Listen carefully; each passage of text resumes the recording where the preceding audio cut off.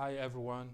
Today I'm going to make a very short video about how the 1960s shaped African cinema for 2 decades, meaning the 1970s and the 1980s.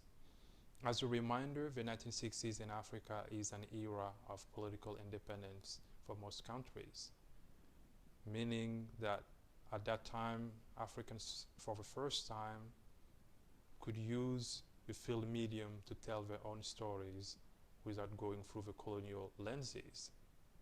But with the use of film medium came three questions that the first African filmmakers have had to grapple with. The first being film function. What function will film serve in the newly independent African countries? And it became pretty clear that film will be a tool for cultural and political liberation, and also an educational tool for the vastly illiterate masses.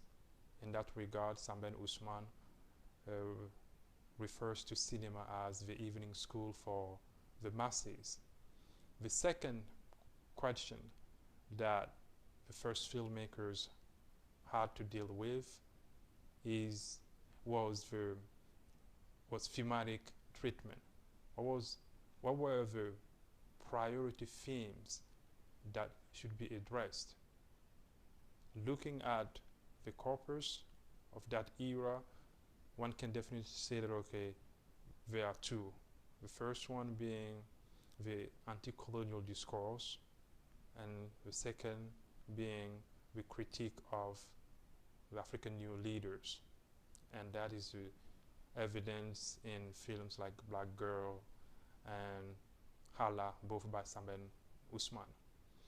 The third question that the first African filmmakers were faced with was aesthetics. Is there a uniquely African film language that they could use? And that was, a challenge for an embryonic African cinema. Many filmmakers, the early filmmakers, resorted to the griot storytelling techniques as a way of constructing the film structure. So these are the three questions that the first African filmmakers had to deal with. Thank you for watching.